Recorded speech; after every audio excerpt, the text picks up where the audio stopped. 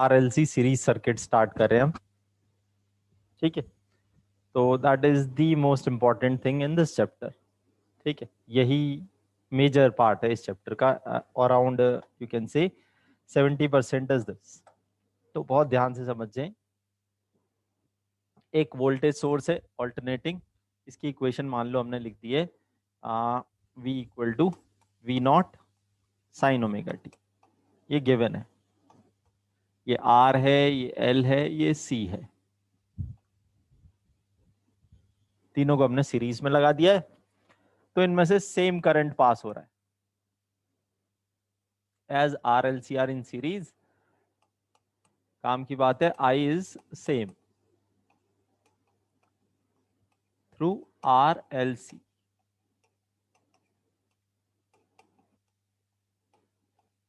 क्यों they are in series. ठीक है, तो करंट भी कोई वैल्यू नहीं होगा क्योंकि ऑल्टरनेटिंग सोर्स है वोल्टेज का, तो करंट भी ऑल्टरनेटिंग आएगा। तो मान लेते हैं लेट द करंट भी कुछ maximum value of current sign omega T plus five, ऐसा हमने मान लिया, ये करंट माना गया है। ठीक है, अगर सिर्फ रेजिस्टेंस होता, हमने तीनों को अलग अलग पढ़ा था लास्ट क्लास में। ठीक है, अगर सिर्फ रेजिस्टेंस होता तो फाई जीरो होता, क्योंकि करंट और वोल्टेज फेज में हो जाती। अगर सिर्फ इंडक्टर होता तो phi minus pi by two होता। अगर सिर्फ कैपेसिटर होता तो phi plus pi by two होता। अब तीनों हैं तो ये तीनों मिलजुल कर डिसाइड करेंगे कि फाई की वैल्यू क्या आएगी, इनकी वैल्यूज मिलकर डिसाइड करेंगी। ठीक है, ओके। तो हमने अभी एक जनरल वैल्यू ले ली, let's say plus five is the phase. अब कोई बता सकता है कि what is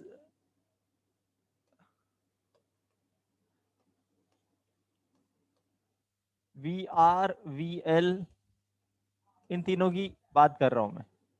voltage across inductor की इक्वेशन, वोल्टेज अक्रॉस कैपेसिटर की इक्वेशन, वोल्टेज अक्रॉस रेजिस्टेंस, इसको मैं वी सोर्स बोलता हूँ। V source, V source is this total voltage यहां से लेकर यहां तक। ठीक है, तो सबसे पहले वी आर की बात करते हैं। वी आर,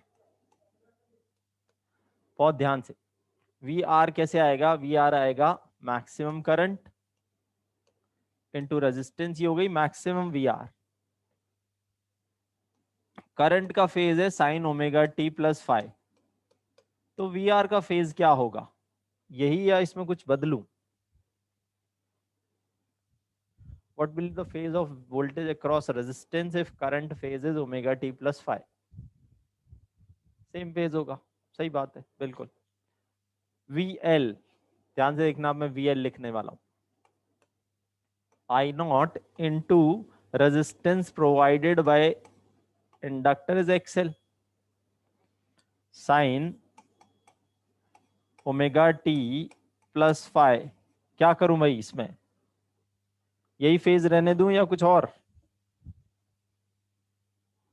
प्लस 90 माइनस 90, हाँ, माइनस 90 नहीं प्लस 90। क्यों?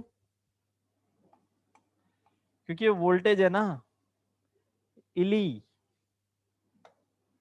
ध्यान दो, यहां चलेगा क्या? इली,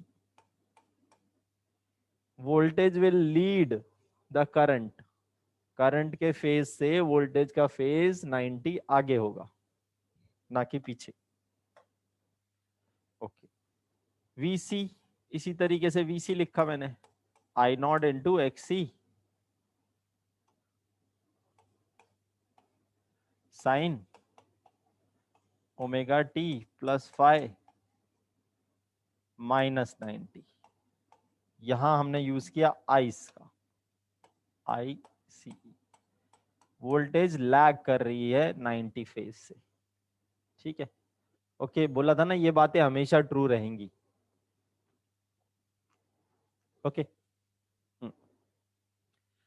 can you give me the relation between V S V R V L V C? इन चार वोल्टेजेस में कुछ रिलेशन है क्या? केवीएल, सिंपल सा।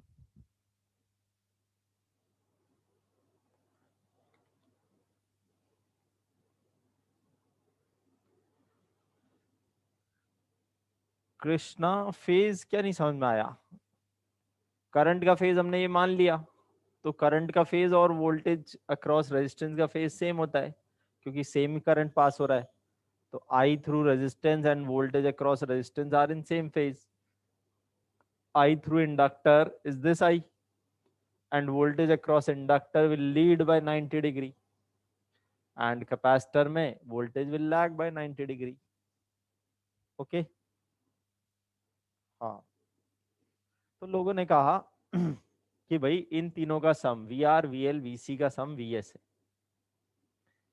क्या एल्जेब्रिक सम कर दूं क्या मैं इनका?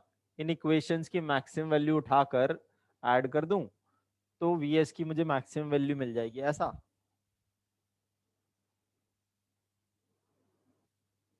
नहीं, ये इन तीनों का ना फेजर सम है. ठीक है.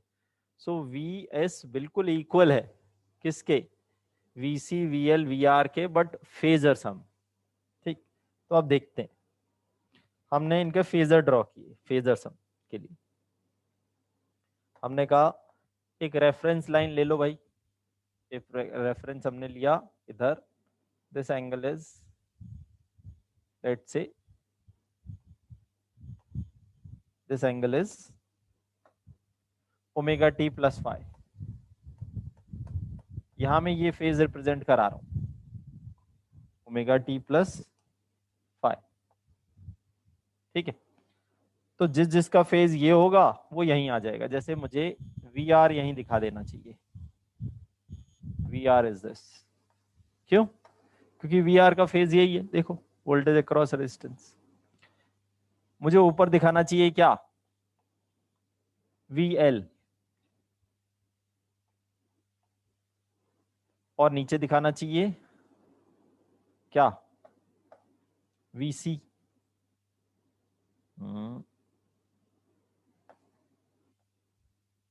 ठीक है. इन तीनों का फेजर सम मुझे वी एस मिलेगा. तो मैंने क्या किया, मैंने इसको इधर से काट के इधर माइनस कर दिया, और अब रिजल्टेंट ले लिया. और अब जब मैंने रिजल्टेंट लिया तो मुझे ये रिजल्टेंट मिला. ये है मेरा क्या? V S. और ये फाइ है. ध्यान से देखो तो Vs और Vr में, Vs और Vr में फेज डिफरेंस किसका? फाइ है. और Vr लीड कर रहा है, तो इसीलिए Vr एंटी क्लॉकवाइज आगे है. ठीक है. कोई पूछे करंट तो दिखाया नहीं, तो करंट आप दिखा सकते हो, इधर ही दिखाएंगे हम करंट, क्योंकि करंट का भी फेज यही है, बट ये वोल्टेज का फेजर है ना. आप वोल्टेज ऐड सब्ट्रैक्ट कर रहे हो, तो करंट को बस ऐसे साइड में दिखा दो कि भाई करंट अगर दिखेगा तो भी इधर दिखेगा, but the phasor diagram is for voltages. So there are very important results that are coming from the phasor diagram. पहला important बात जो आ रही है, that is Vs square is equal to Vr square plus Vc minus Vl whole square. सही बात है. Okay okay. Vc Vr Vl ये सब क्या हैं? ये इनकी मैक्सिमम वैल्यूज हैं या आरएमएस हैं. ठीक. यहां ब्रैकेट में लिख भी सकते हो, they are either maximum or RMS values.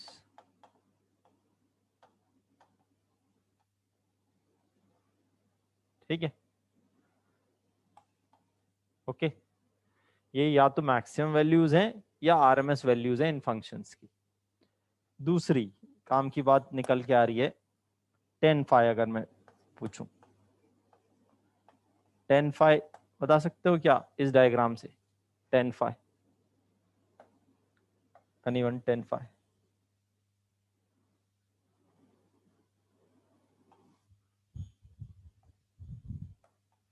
What will be 10 phi?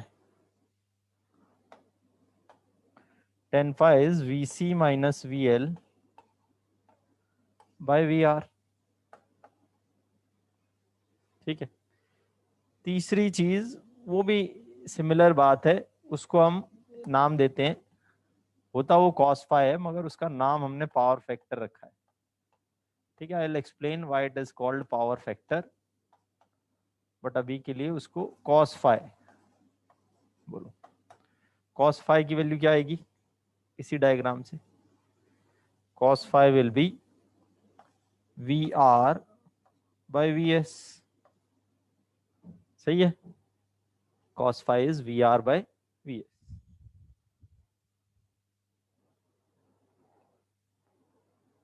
Okay everyone.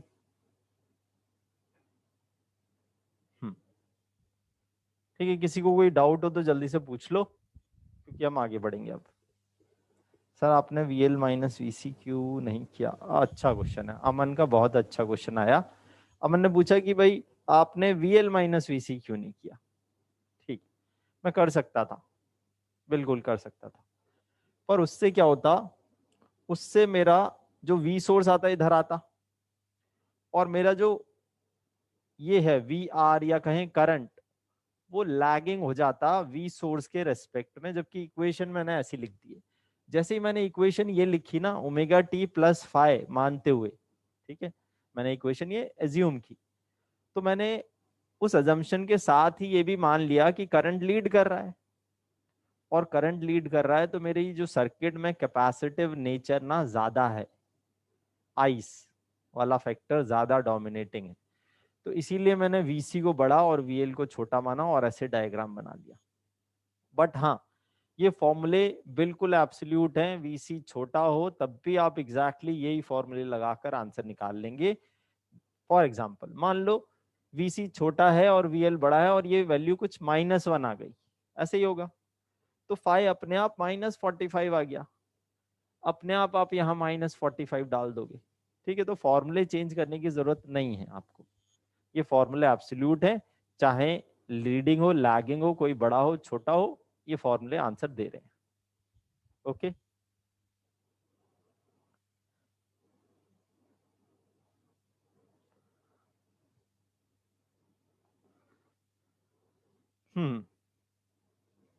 ठीक है, तो अच्छा क्वेश्चन था।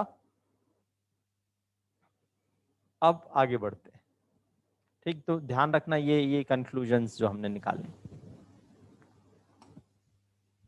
ओके, तो अब वो जो पीछे वाली स्लाइड थी उससे जो हमने इंपॉर्टेंट चीजें डिड्यूस की उनको हम एक और बार लिख देते हैं with certain modifications. VS square equal to VR square plus VC minus VL whole square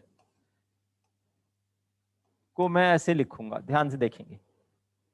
मैंने बोला ना ये VR VC VL क्या है, ये इनकी मैक्सिमम वैल्यूज हैं, तो VR को मैं लिखूंगा I नॉट इंटू R। ध्यान से देख लो, maximum value of VR is I nought into R। ठीक है, maximum value of VL is I nought into XL, maximum value of VC is I nought into XC। ठीक है, तो I nought R का square plus I nought into XC minus I nought into XL का whole square. Okay, अब सोचो, अगर मैं बोलता हूं एक बैटरी से जिसकी वैल्यू है VS, कुछ I करंट जा रहा है I नॉट, तो ऊपर वाले का इफेक्टिव रेजिस्टेंस आप कैसे निकालते हो? आप ऐसे निकालते हो ना भाई, voltage divided by the current is effective resistance. ठीक है, तो सेम लॉजिक मैंने यहां यूज करते हुए एक VS की इक्वेशन भी लिख दी, I नॉट इंटू Z। अब what is Z? Z is called, Z का नाम है, Z इज कॉल्ड इम्पिडेंस, इसका नाम है impedance. Obviously its unit is resistance unit ohm, but it is the total effective resistance of the circuit. Total effective resistance of the circuit. ठीक है, ये total effective resistance of circuit है।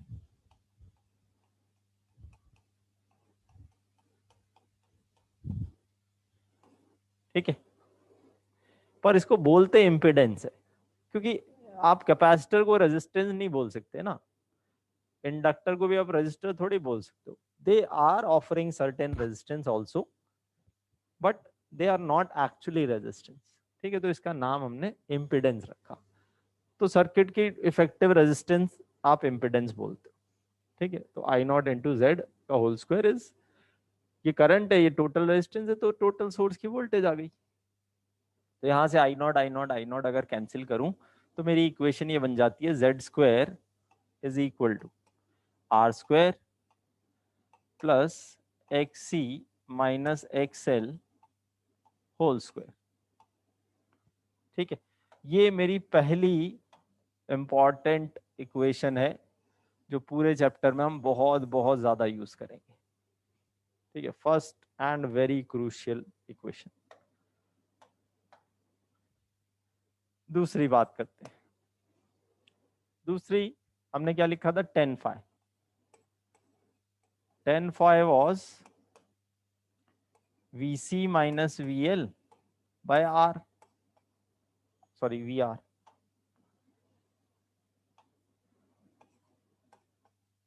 Similarly I can reduce it to, बताओ वापस से VC को I not XC ये सब वैल्यू रखकर I नॉट कैंसिल करके ये आया XC minus XL by R। ठीक है, ये दूसरी इंपॉर्टेंट इक्वेशन हो गई मेरी।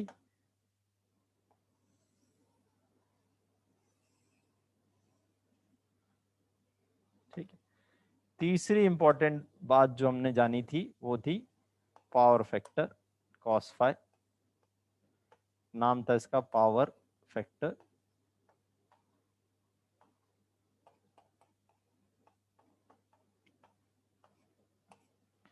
ये था VR बाय VS। क्या लिख दूं इसको, R by Z।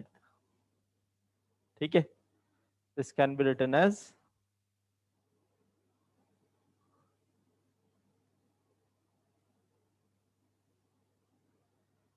Okay okay Sajna, बिल्कुल अभी बताता हूँ। ये ना, ये VS इक्वेशन नहीं है, VS की मैक्सिमम वैल्यू है। तो what is the maximum value, is maximum current into impedance. These are the maximum values. Okay Sajna,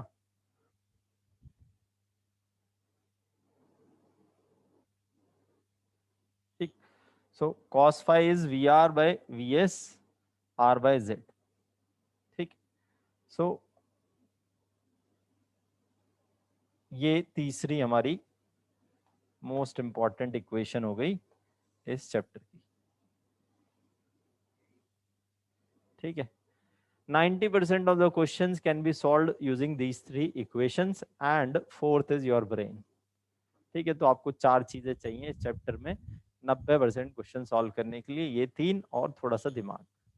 ठीक है, these four combinations can solve all the problems, almost all the problems। ठीक है, तो अब देख लेंगे ये तीन के अलावा चौथी चीज भी अच्छे से यूज करनी है तो हो जाता है काम। अब कुछ लोग कहते हैं ये फॉर्मूले याद करना थोड़ा मुश्किल है, तो क्या किया जाए, एक आसान तरीका बना लिया उन्होंने। उन्होंने कहा क्यों ना एक ट्रायंगल बना लिया जाए। ये ट्रायंगल यहाँ शो करता है VC माइनस VL, यहाँ शो करता है VS और यहाँ शो करता है VR, और ये एंगल होता है फाई। इसने कहा अच्छा इसी में और वैल्यूज भी ऐड कर दो, इसकी जगह आप और लगा के R कर दो, इसको इसमें और लगा के XC माइनस XL कर दो, और इसमें और लगा के इसको Z कर दो। तो ये ट्रायंगल सारे रिजल्ट आपको डायरेक्टली दे रहा है। ठीक है, राइट एंगल ट्राइंगल है तो परपेंडिकुलर बाय प्लस बेस का square is hypotenuse square, tan phi is perpendicular over base, cos phi is base upon hypotenuse से आपको सारी चीजें मिल जा रही है। ठीक बात है।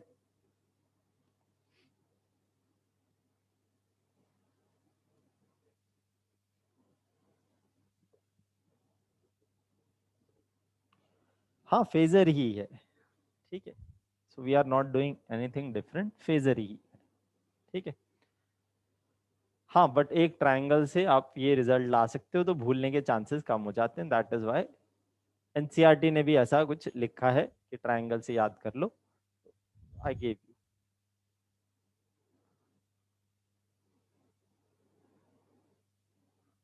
ठीक है, तो लास्ट स्लाइड कोई डिमांड कर रहा है जल्दी से?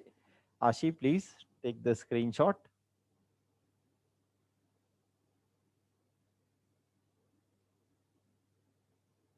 ओके,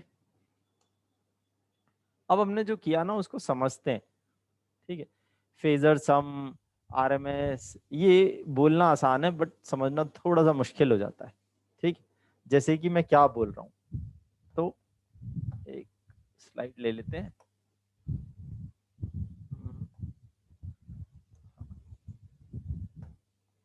ठीक है, जैसे कि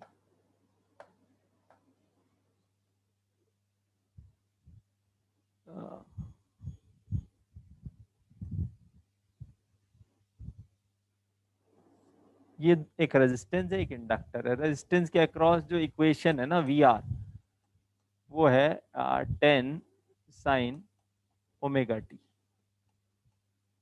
और 10 नहीं 8 कर लो उसको,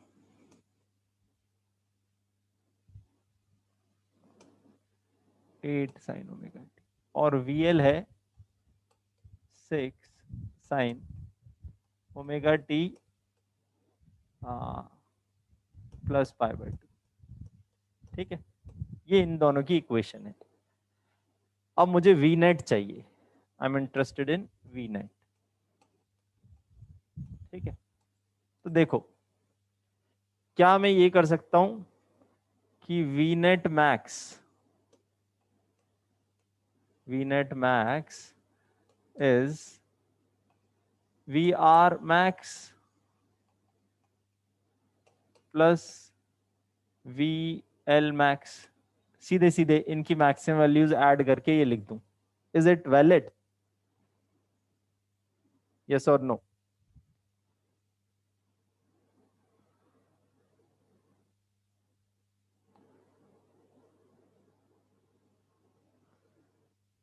ठीक है, आयुषी ये क्वेश्चन थोड़ा लास्ट में पूछो तो मैं आंसर करता हूं आपका, ठीक है, जो आप पूछ रहे हो। इट इज नॉट वैलिड, ठीक है। क्यों? मैं अभी आपको वी नेट निकाल के दिखा देता हूँ। वी नेट क्या है? इन दोनों का इक्वेशंस का सम है, क्योंकि ये तो इक्वेशन है, 8 और 6 थोड़ी है। तो वी नेट कैसे आएगा? इधर आप लिखोगे 8, ये लाइन हो गई ओमेगा टी वाली, और इधर आप लिखोगे 6, और रिजल्टेंट आएगा 10, और ये एंगल आएगा 37। तो वी नेट अगर कोई मांगे आपसे तो वी नेट की इक्वेशन आप ऐसे लिख सकते हो, 10 साइन ओमेगा टी प्लस 37, ये है वी नेट, ठीक है। ओके, अब कोई आपसे ये बोले कि क्या आप ये बोल सकते हो वी नेट इंस्टेंटेनियस? इंस्टेंटेनियस मतलब टाइम डालकर, इक्वेशन में टाइम डालोगे, इज वी आर उसी इंस्टेंट पर, उसी इंस्टेंट पर, वी एल उसी इंस्टेंट पर, ये इक्वेशन वैलिड है, ठीक है। तो चेक कर सकते हैं किसी एक टाइम पर, कोई भी टाइम डाल दो। चलो हमने ऐसा टाइम डाला कि ओमेगा टी ना 0 हो गया, ओमेगा टी 0 हो गया तो वी आर 0 हो गया, और 6 sin π/2 मतलब 6 ओमेगा टी 0 10 sin 37, बिल्कुल सही बात है। ये इक्वेशन भी वैलिड है क्योंकि ये तो केवीएल है, this is KVL.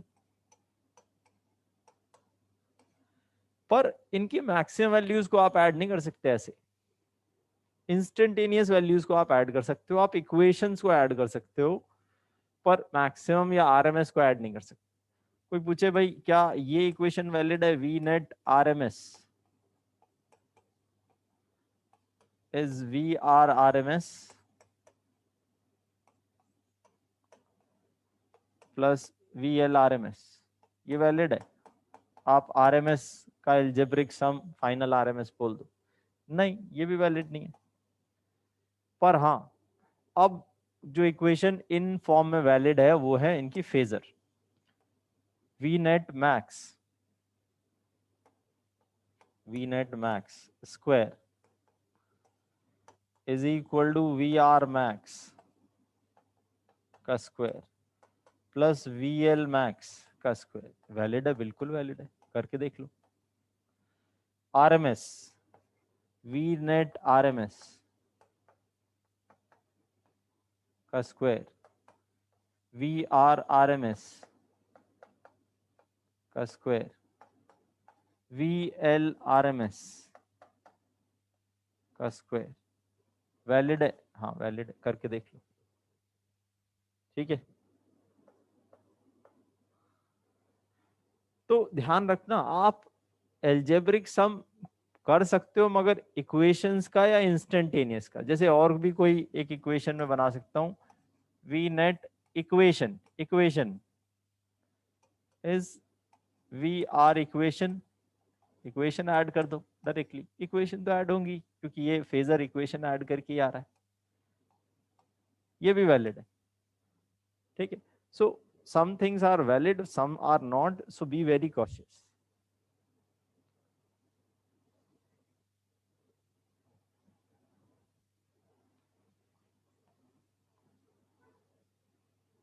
Okay, hopefully अभी क्लियर है कि क्या क्या हम एल्जेब्रिकली ऐड कर सकते हैं और क्या क्या नहीं।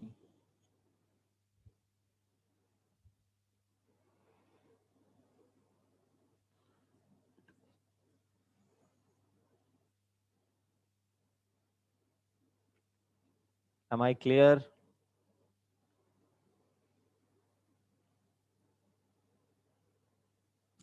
Sir, why third not? Third is not valid. Obviously, how can third be valid if first is not valid? First को √2 से डिवाइड करके ही थर्ड बन रही है। अगर फर्स्ट आपको समझ में आ गई तो थर्ड भी वही बात है।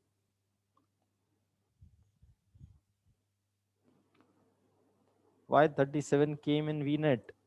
खुशी बच्चे, आपने फेजर याद किया, फेजर पढ़ा लास्ट क्लास में?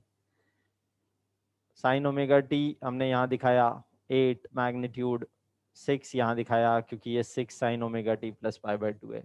इन दोनों का रिजल्टेंट आया 10।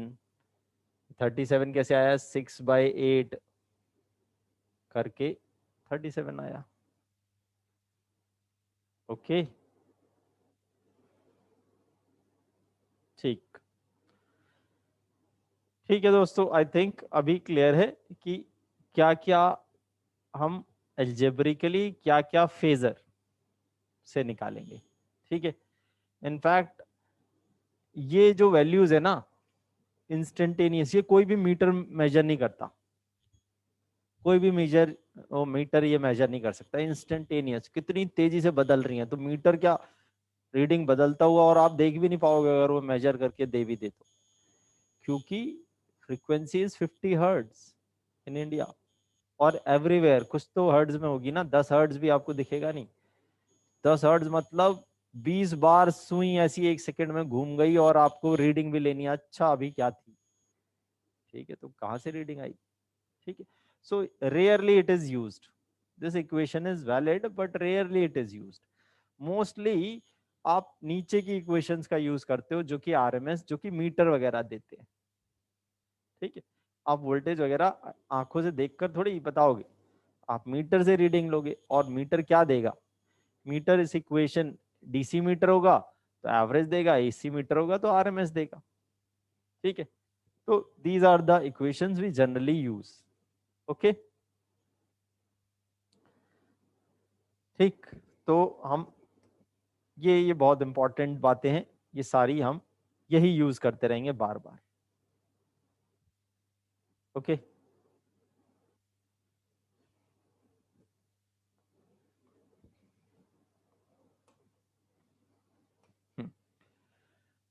okay.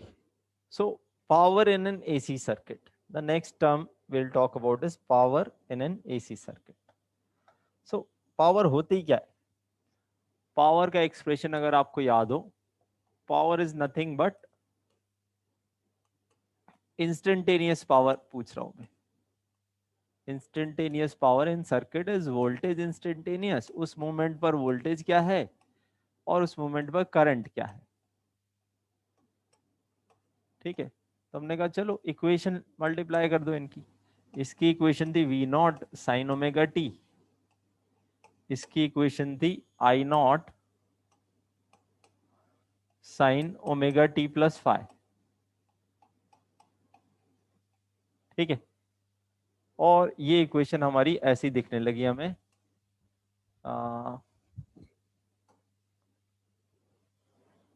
इस फॉर्म में आ गई। वी नॉट आई नॉट बाहर ले लिया, sign omega T plus five sine omega T. किसी ने कहा भाई 2 और 2 ऊपर नीचे मल्टीप्लाई कर दो ना तो एक अच्छा फॉर्मूला बन जाएगा, तो हमने कर दिया। ये तो काम किया जा सकता है। 2 sine A sine B, 2 sine A sine B, anyone remember this? 2 sine A sine B, जो बताएगा चॉकलेट मिलेगी उसको। साइन ए प्लस बी, बहुत ही बढ़िया अक्षय, तुम्हें चॉकलेट ये वाली मिलेगी, ऐसी 2 चॉकलेट मिलेंगी तुम्हें। और साइन स्क्वायर आर, वाओ बहुत ही सही। Cos A minus sine B, और सम रामानुजम बैठे हैं यहाँ पर है।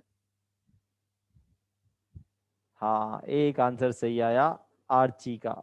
गुड आर्ची, आर्ची ने शायद अभी अभी गूगल सर्च मार लिया। ठीक है। बाकी सबके गलत है। चलो, ये होता है cos of A minus B minus cos A plus B. ठीक है, ये होता है। अब होता है तो होता है, अब इसको एक्सप्लेन नहीं कर रहा मैं। ठीक, तो V not I not by two cos of A minus B cos of five A plus B cos of 2 omega T plus five.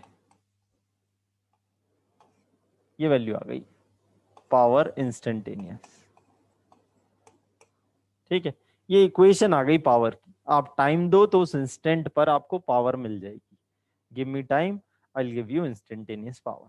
That is the meaning of instantaneous power. ठीक है, okay. तो अब instantaneous power का भी meaning नहीं है। जैसे instantaneous voltage का कोई मीनिंग नहीं है। मेरे घर में आ रही है 310 निकाली थी ना, 310/11 ऐसी कुछ, 310 या 311 sine 100πt, this is the voltage at my home और योर होम। तो अब मैं टाइम डाल डाल के अलग अलग वैल्यूज थोड़ी निकालूंगा, तो मुझे तो एक रफ आइडिया चाहिए। तो RMS is a better term या average is the better term. ठीक है, तो हमने कहा भाई एवरेज पावर बताओ, एवरेज पावर। लोगों ने कहा भाई इसी का एवरेज कर दो। So V not I not by 2 cos five का average minus cos 2 omega T plus five का एवरेज। ठीक है, इट्स एन ऑसिलेटरी फंक्शन और मैं उसका एवरेज पूछ रहा हूं। What will be the average of this? Obviously zero, obviously zero. And it's a constant value, cos phi ये टाइम के साथ बदल नहीं रही है, ये कांस्टेंट वैल्यू है, तो ये कांस्टेंट का एवरेज वही वैल्यू आ जाती है। So I got V not I nought by 2 cos phi. ठीक है, तो एवरेज पावर ये आ गई। इस एक्सप्रेशन को मैंने ऐसे याद किया, power averages V not I not by 2 cos phi, या फिर V naught by √2 I not by √2 cos phi. इसको VRMS IRMS cos फाई लिख दिया।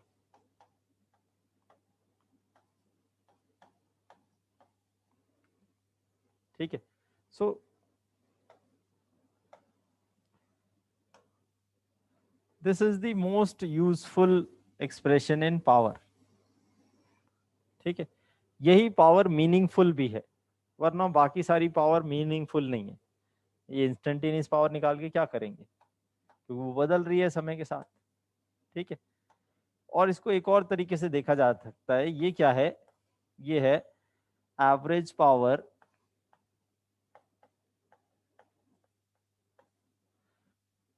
produced by source, produced by source, or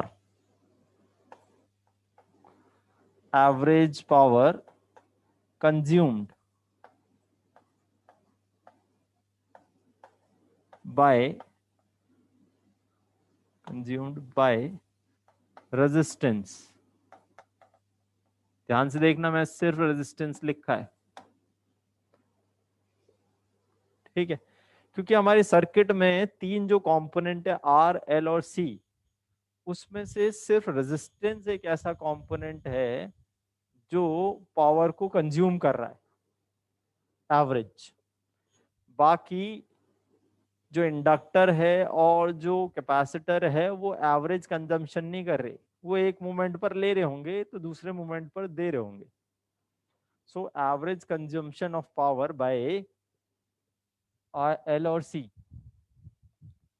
power average power consumption, average power consumption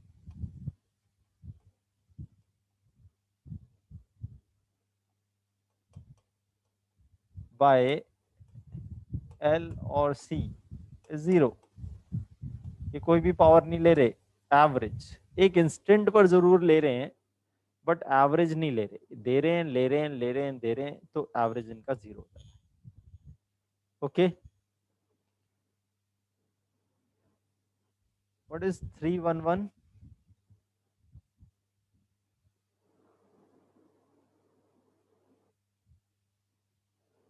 अंकित, आशी, आप लोग 311 क्यों लिख रहे हैं?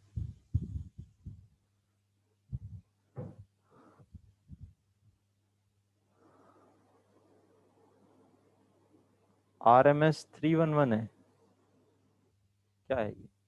अच्छा अच्छा, ओके, ठीक है, ओके 311, हाँ घर में आने वाली, ठीक है, ओके ठीक है। तो ये आपकी एवरेज पावर और मीनिंगफुल पावर का एक्सप्रेशन है। तो जल्दी से लिखें, मैं बैटरी चेंज कराता हूँ। कुछ लोग वॉइस बोल रहे हैं लो आ रही है, क्या लोगों को लो आ रही है वॉइस?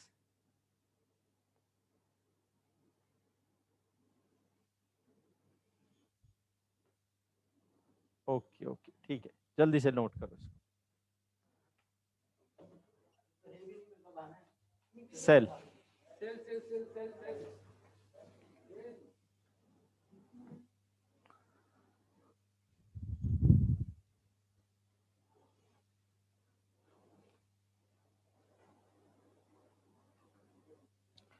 नोट कर लिया?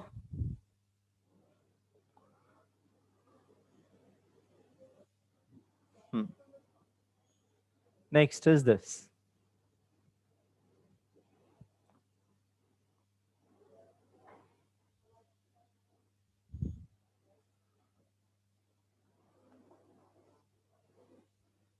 Next is this. This is instantaneous power. Instantaneous.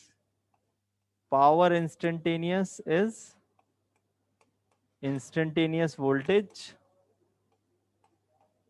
instantaneous current. ठीक है, यहां से आपको इंस्टेंटेनियस पावर मिल जाएगी. This is the average power और एक्चुअल पावर डिसिपेटेड और power loss, and this is the default power. अगर कभी पावर पूछा है और आपको नहीं बताया उसने कुछ कौन सी पावर, तो यही है वो पावर. ठीक है, एवरेज पावर बोलते हैं इसको.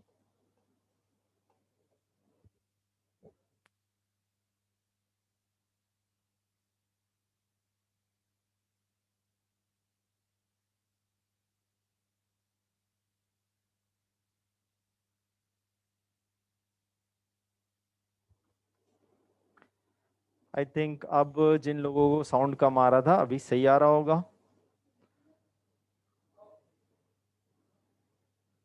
क्लियर है साउंड? यस और नो?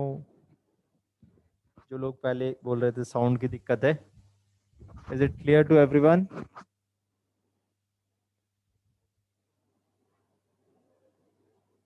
ओके, ठीक. ठीक है, एंड देयर आर सर्टेन मोर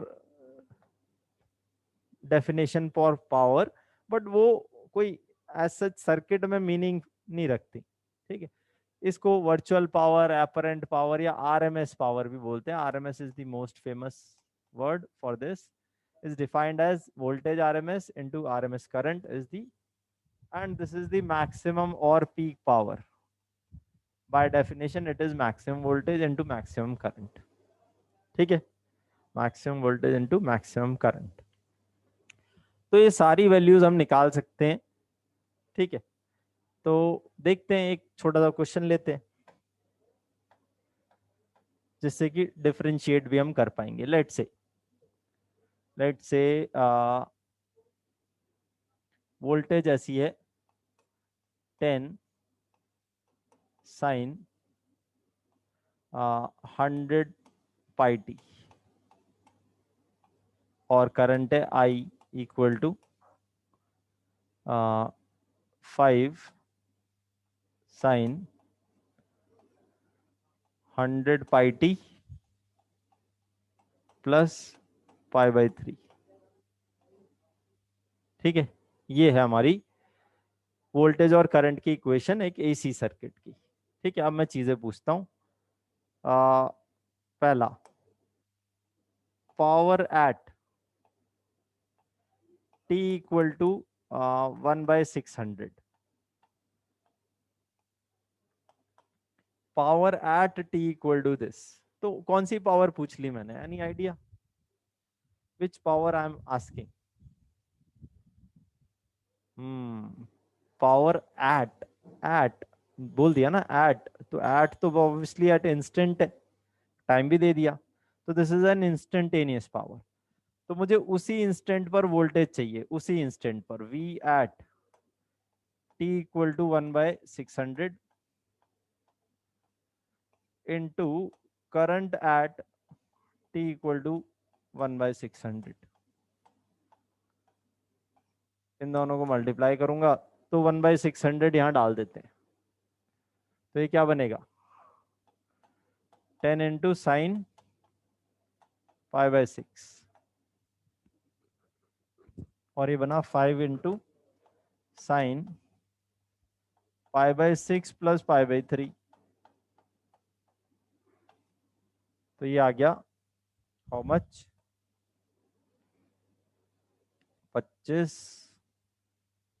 25 आ गई. 25 what is the instantaneous power. ठीक है, 25 what is the instantaneous power उस मूवमेंट पर, इस मूवमेंट पर. अगर मैं टाइम बदल दूंगा तो पावर भी बदल जाएगी. ठीक है, जैसे अगर मैं पूछूं what is the instantaneous power at t equal to 0, तो आंसर ही 0 आ जाएगा. क्यों? क्योंकि यहाँ जीरो डालते ही साइन जीरो जीरो दे देगा, तो इंस्टेंटेनियस पावर जीरो पर जीरो है, ठीक है। बट ये हमने निकाल ली। अब पूछता है वो एवरेज पावर। एवरेज पावर में वो सीधे सीधे ये भी बोल सकता है फाइंड द पावर, कुछ नहीं बताएगा, कोई टाइम नहीं, ठीक है। So what is this? Average power is RMS. RMS is 10/√2 into IRMS 5/√2 into cos of π/3। Phase difference इन दोनों में π/3 का है। मैंने वैल्यूज अच्छी ली हैं, तो इसलिए आंसर ठीक ठीक आपको आ जाते हैं 25/2 वॉट, ठीक है। इतनी पावर आ रही है। तीसरा, अगर मैं पूछूं व्हाट इज आरएमएस पावर, पीआरएमएस,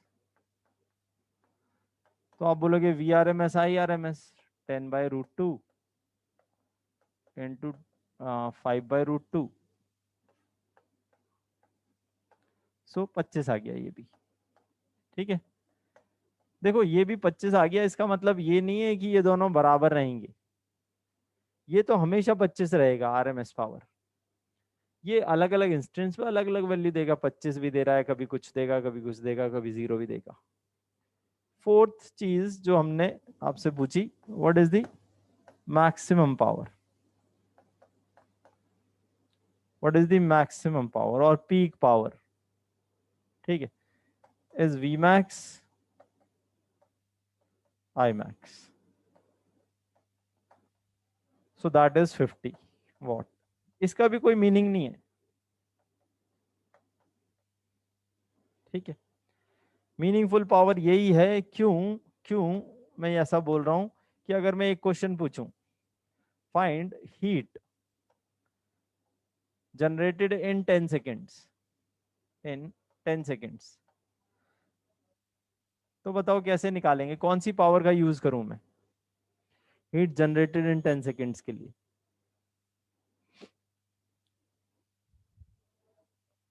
हाँ, क्यों ऐसा बोल रहा हूं? एवरेज का मतलब होता है 12.5 जूल, 25/2 को 12.5 बोलते हैं। 12.5 जूल पर सेकेंड के रेट से लगभग एनर्जी कंज्यूम हो रही है, ठीक है। कभी थोड़ी कम, कभी थोड़ी ज्यादा, बट एवरेज निकालेंगे तो 12.5 जूल पर सेकेंड के रेट से कंजम्पशन हो रहा है। तो 10 सेकेंड, 10 सेकेंड एक बहुत बड़ा इंटरवल है, क्योंकि 10 सेकेंड में तो बहुत सारी साइकिल्स हो जाएंगी। एक सेकेंड में 50 साइकिल हो रही है, 10 सेकेंड में 500 साइकिल हो जाएंगी। तो एवरेज जो हीट लॉस होगा, या कहीं हीट लॉस जो होगा वो होगा 25/2 इंटू 10, दैट इज 125 जूल। इतना हीट लॉस होगा। तो जो भी कोई एनर्जी वगैरह की कैलकुलेशन होती है वो हम एवरेज पावर से कर देते हैं सीधे सीधे। That is why this is the only meaningful power, other are just equations. बहुत सही, बहुत सही। राशि, राशि ने एक बड़ी सही ऑब्जर्वेशन ली। राशि ने बोला कि अगर इन दोनों में फेज डिफरेंस है तो पीक पावर, ये जो पीक पावर लिखी है, ये कभी सर्किट में एक क्षण भर के लिए भी नहीं आएगी, क्योंकि पीक पावर के लिए क्या चाहिए, दोनों मैक्सिमम, और फेज डिफरेंस है तो दोनों एक साथ मैक्सिमम होंगे ही नहीं, ठीक है। तो these are just certain definitions, जो आपसे पूछे तो आपको सीधे सीधे आंसर देना है। कोई एज सच मीनिंग हर बार इसका कुछ हो तो ये जरूरी नहीं है। गुड,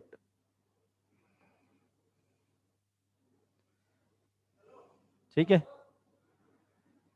तो ये आपको समझ में आना चाहिए। फिर आगे बढ़ते हैं। Power factor. अब आपको समझ में आ गया होगा कि फाइ को मैंने क्यों पावर फैक्टर बोला। Cos phi is known as power factor why. Common sense.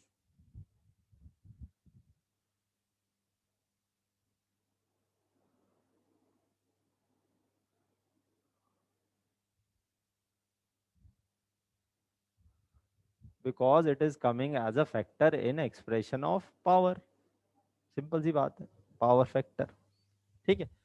एक क्वेश्चन और आया कि हीट में एवरेज क्यों लिया, इंस्टेंट एट 10 से भी तो ले सकते थे। देखो, पावर का मतलब और हीट का मतलब अलग अलग है। पावर का मतलब है किस रेट से हीट जनरेट हो रही है, दैट इज पावर, जूल पर सेकेंड। हीट कितनी जनरेट हो गई 10 सेकेंड में, ठीक है, वो अलग चीज है। जैसे मैं आपको किसी दिन 100 रुपए दूं, किसी दिन 2 रुपए दूं, किसी दिन 50 रुपए दूं, एवरेज करके मैं बोल रहा हूं, मैं आपको हर दिन 40 रुपए दे रहा हूं लगभग, ऐसा, किसी दिन ज्यादा किसी दिन कम। तो 10 दिन में आपके पास कितने रुपए हो गए होंगे, तो आप बोलोगे भाई 40 के एवरेज से 10 दिन में 400। अब आप ऐसे थोड़ी करोगे कि 10वें दिन जो रुपए मिले उसमें 10 मल्टीप्लाई कर दोगे, ये तो मीनिंग भी नहीं हुआ। आई बात समझ में Pratha? Okay. So power and heat are different thing. Power is the rate of heat, rate of energy transfer. ठीक है। ओके। तो हमने कहा भाई पावर फैक्टर, पावर फैक्टर क्या है, कॉस फाई है, जिसको आप V R by V S या आर बाय जेड लिख सकते हो। ठीक है। कॉस फाई है, इसकी रेंज, पावर फैक्टर की रेंज 0 से लेकर 1 तक जाती है, माइनस में नहीं जाएगा, बिकॉज रेंज ऑफ फाई -π/2 से लेकर +π/2 तक होगी। ठीक है। तो इस रेंज में कॉस नेगेटिव नहीं होता है। ठीक। ये कब आएगा, पावर फैक्टर कब 0 होगा, जब आर 0 होगा। ये कब होगा, जब आर और जेड इक्वल होंगे, या फिर इसी को कह सकते हो एक्सी एक्सएल इक्वल है। एक ही बात है, एक्सी एक्सएल इक्वल होंगे तो आर और जेड इक्वल हो जाएंगे। इस पूरी सिचुएशन को हम फुल डिटेल में पढ़ेंगे, that is called resonance, that is called resonance. इसको हम अच्छे से डिटेल में पढ़ेंगे अलग से, बट अभी के लिए इतना जान लेते हैं, बस इतना। ठीक है, कि यहां से हम शुरुआत करेंगे। ओके। तो पर हाँ, cos phi is not a very good information to find phi। ठीक है। तो यहां मैं लिख रहा हूं, to find phi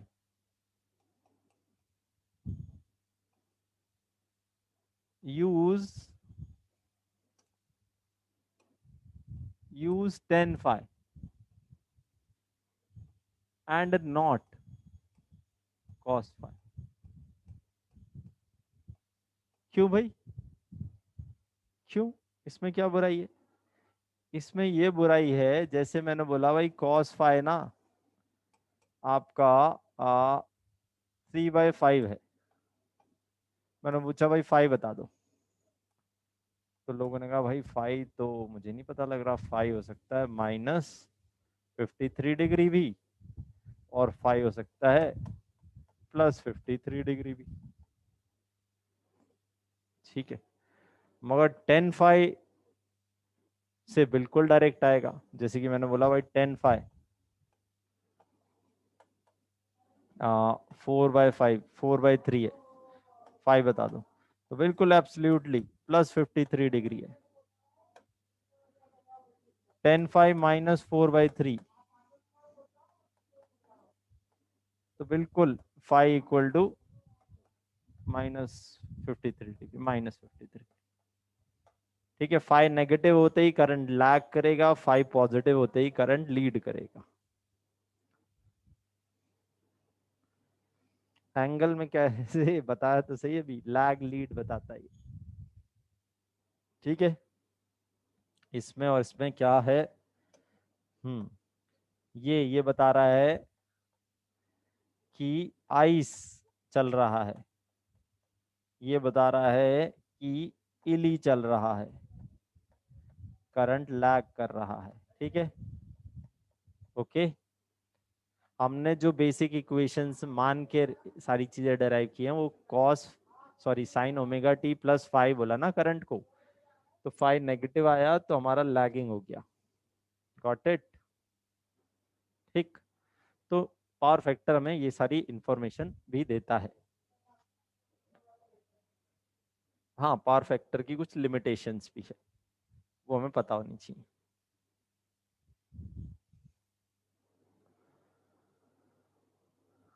we source can be zero. हाँ खुशी, एक इंस्टेंट पर हो रहा है, बिल्कुल एक इंस्टेंट पर वी एस जीरो भी हो रहा है, क्योंकि वी एस तो एक साइन ग्राफ है, तो एक इंस्टेंट पर हो रहा है, उससे क्या।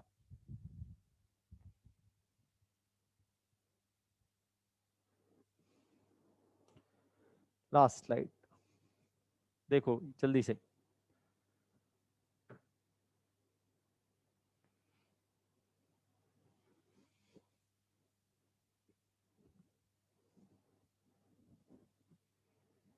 ठीक है, हम्म, ओके। अब पहला क्वेश्चन। ठीक है, हमने बहुत सारी चीजें पढ़ ली, सीरीज आरएलसी, इम्पिडेंस, ये वो तीन अच्छे फॉर्मूले, फिर पावर, फिर पावर फैक्टर, ये सारी चीजें जान ली हमने। अब हम एक क्वेश्चन करते हैं, इसके बहुत सारे पार्ट हैं क्योंकि ये सब कुछ बता रहा है इस क्वेश्चन। ठीक है, ये आपकी वोल्टेज की इक्वेशन है, ये रेजिस्टेंस है, ये रिएक्टेंस है, एक्सएल है, ये एक्स एल, ये एक्सी है। ठीक है, और आपसे ये सब डिमांड किया गया है, find L C Z power factor, find ये वो पूरा कहानी महाभारत। ठीक है, तो देखते हैं पहला।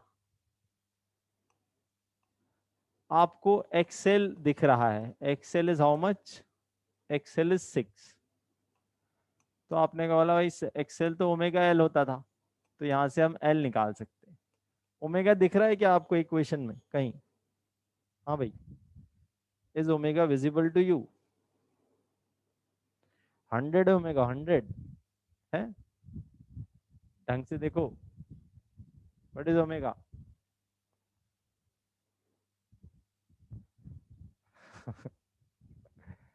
ढंग से देखो, मार खाओगे, ढंग से देखो, व्हाट इज ओमेगा?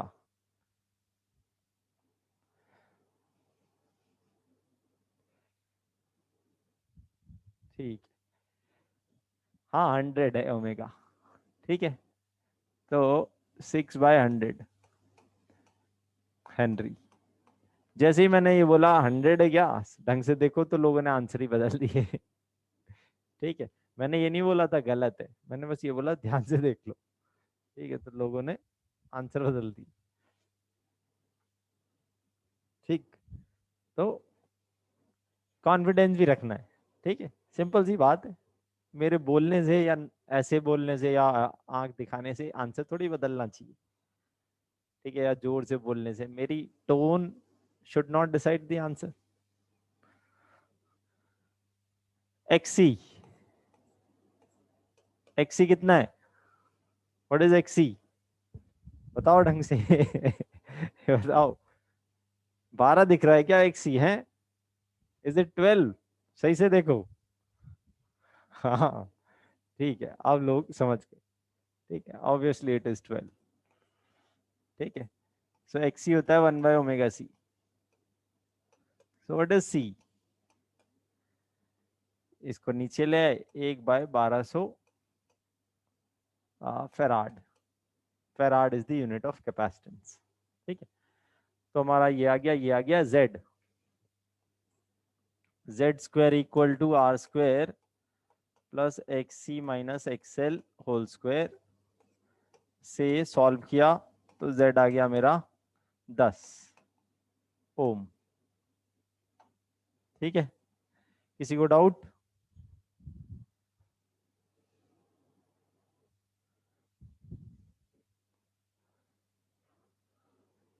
ठीक है, जेड आ गया 10 ओम। तो पावर फैक्टर भी पूछा है, पावर फैक्टर भी यहीं लिख देते हैं, cos फाई। cos फाई बता दो भाई, what is cos phi? cos phi is r by z, r by z, so 0.8। ठीक है, this is power factor. Okay, क्या आप अभी बता सकते हो cos फाई को देखकर कि करंट लीडिंग है या लैगिंग है? करंट लीडिंग है या लैगिंग है, सिर्फ cos फाई को देखकर? नहीं, अभी नहीं बता सकते, मगर आप सर्किट को देखो ना तो बता सकते हो कि सर्किट में कैपेसिटिव नेचर ज्यादा लग रही है या इंडक्टिव नेचर ज्यादा लग रही है।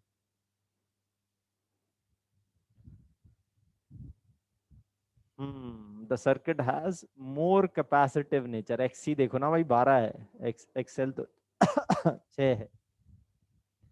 So it has more capacitive nature, so current will, बताओ,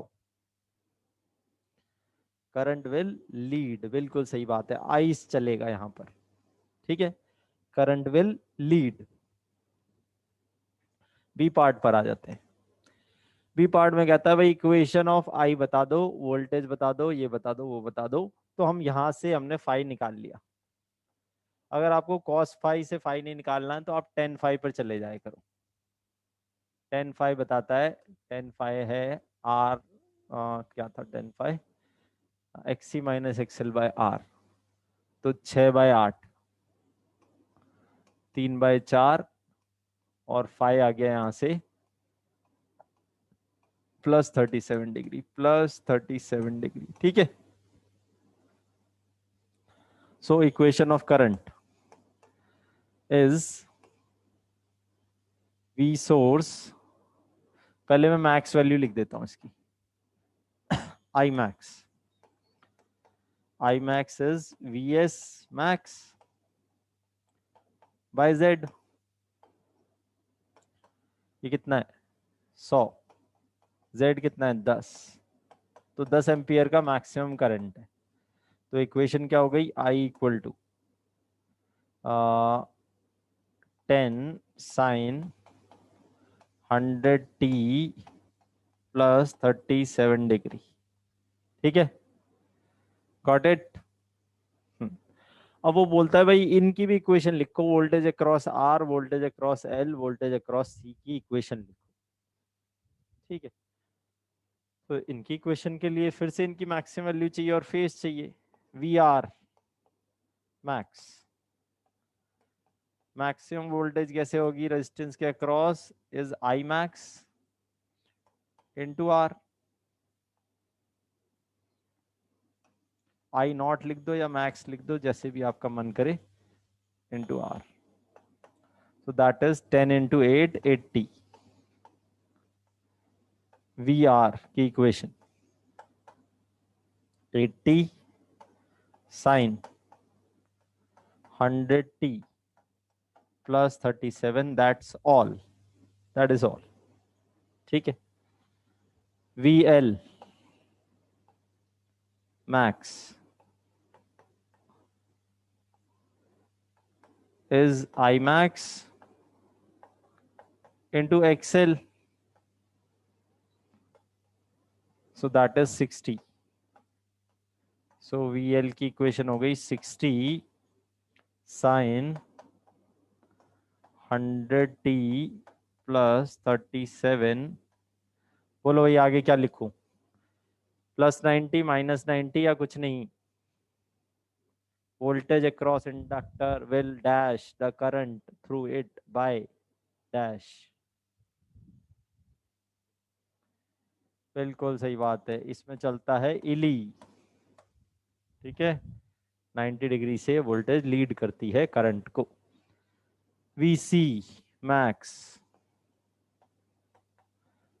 maximum voltage of capacitor is 120। आप चाहो तो आई मैक्स इंटू एक्सी से भी कर सकते हो, that is 120 volt. So VC की equation 120 sine 100t plus 37 minus 90 degree. ठीक है, ऐसे आप लिख सकते हो।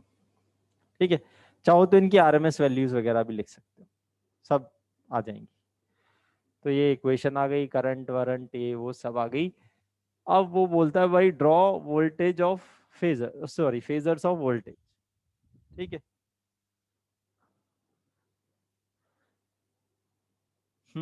अवधि जेड क्यू। ठीक है, अवधि जी ने एक क्वेश्चन पूछा, तो मैं पहली स्लाइड पे जाना पड़ेगा हमें। देख रहे हो वीएस को हमने क्या लिखा था? V S is not I into R, I into R is V R, I into total effective resistance is the total voltage. Okay, अवधि। ठीक है, बात भूलनी नहीं है,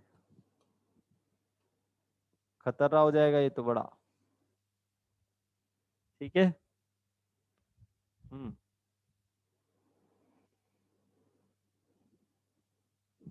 ओके। तो अब इनके फेजर ड्रॉ करने। फेजर आप दो तरीके से ड्रॉ करते हो, या तो इनकी मैक्सिमम वैल्यूज उठा लेते हो, जनरली मैक्सिमम वैल्यूज से फेजर बनाते हैं, या फिर आप इनकी आरएमएस वैल्यूज उठा लेते हो। ठीक है, तो कोई भी एक डायग्राम हम चूज कर सकते हैं। जगह बची नहीं हमारे पास, तो हम क्या करते हैं, जब भी जगह नहीं बचती हम एक शीट उधार ले लेते हैं इससे। तो अब फेजर बना रहे हैं, ठीक है, ध्यान रखना।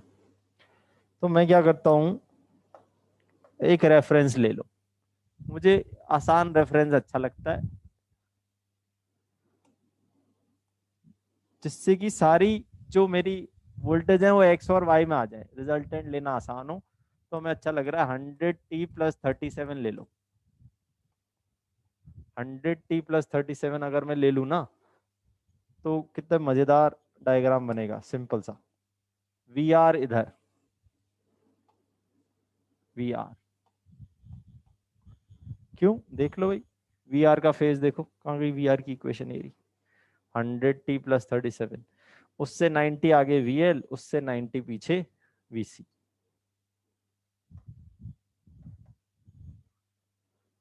तो ये कितनी वैल्यू थी, ये मैक्सिमम वैल्यूज लेकर कर रहा हूं मैं, तो ये 80 हुआ।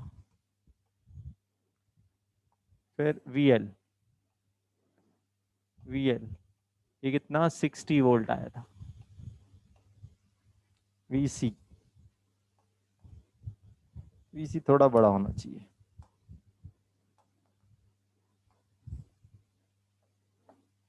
वीसी ये 120 है। इन तीनों का रिजल्टेंट लिया, इसको यहां से काट कर, चलो ऐसे दिखा दो, दिस इज 80 और इधर 60,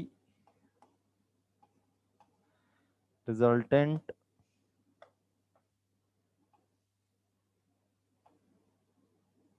कितना आएगा, रिजल्टेंट बोलो, इन सब का रिजल्टेंट आएगा कौन, वीएस आएगा ना। और मैक्सिमम वैल्यूज यूज कर रहे हो तो वीएस की मैक्सिमम वैल्यू आएगी 100, आनी थी 80 और 60 मिलकर 100 ही तो देते हैं।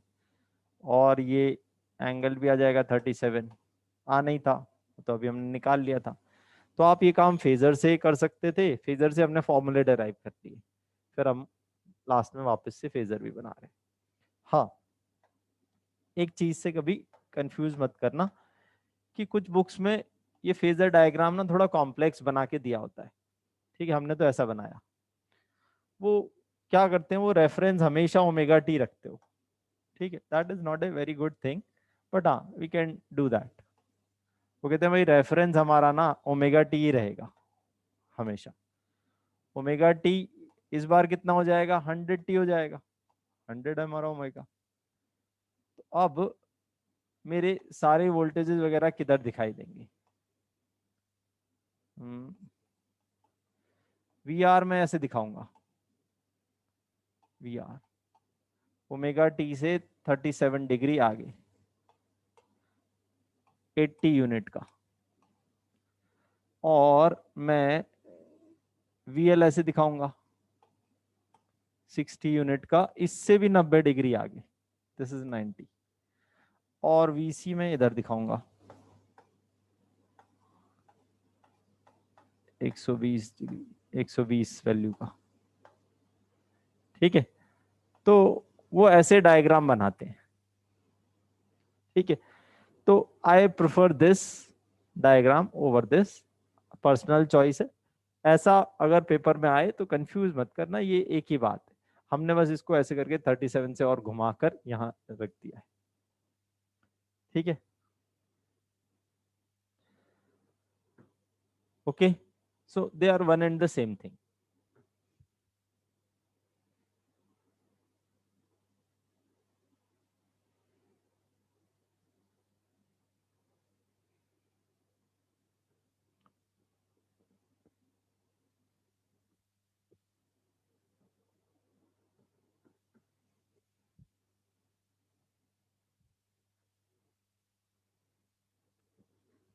Got it?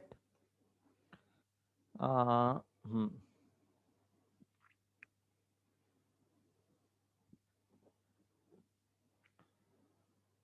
नोट कर लो, किसी को कोई डाउट हो तो जल्दी से पूछ लो।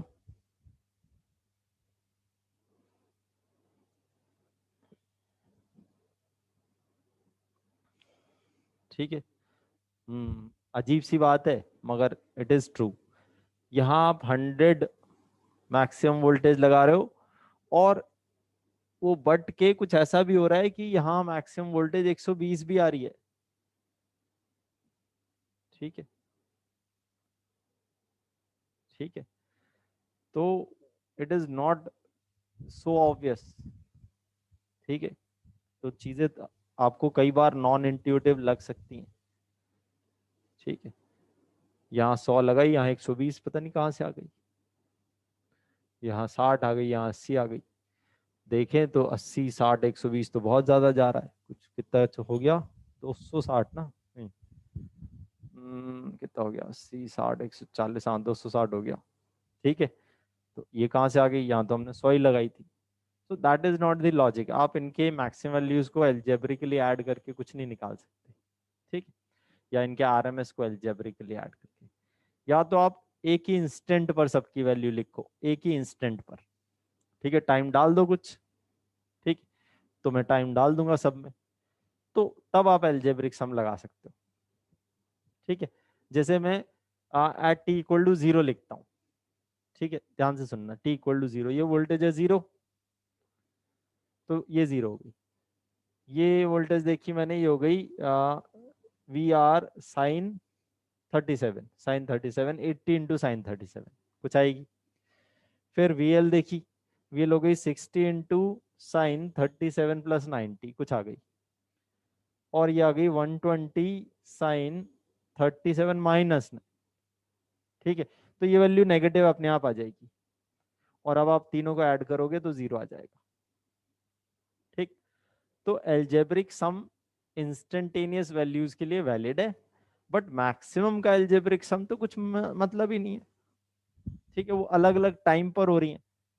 जब VR मैक्सिमम है तब VL मैक्सिमम है नहीं, जब VL मैक्सिमम है तब VC और VR मैक्सिमम नहीं है। So they are not in phase. Okay,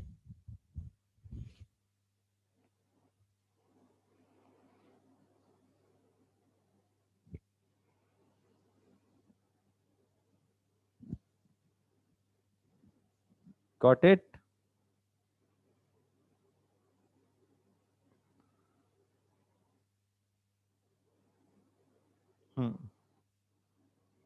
चलो, अब हम नेक्स्ट क्लास में क्या करने वाले हैं, ठीक है, कि हम ये जो है एक एक कंपोनेंट हटा देंगे। कॉमन सेंस है वैसे तो।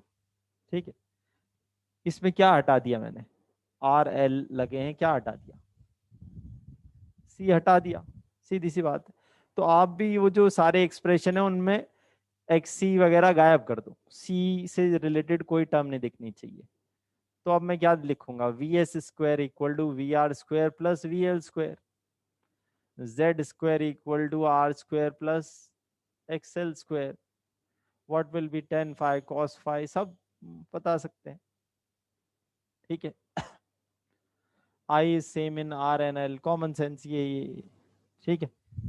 और इसको आगे बढ़ाओ तो ये, ठीक है।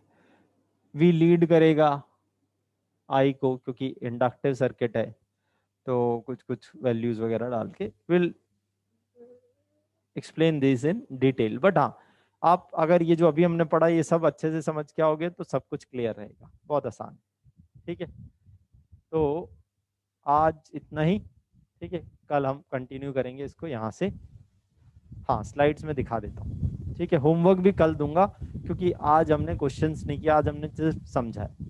ओके, कल होमवर्क मिल जाएगा।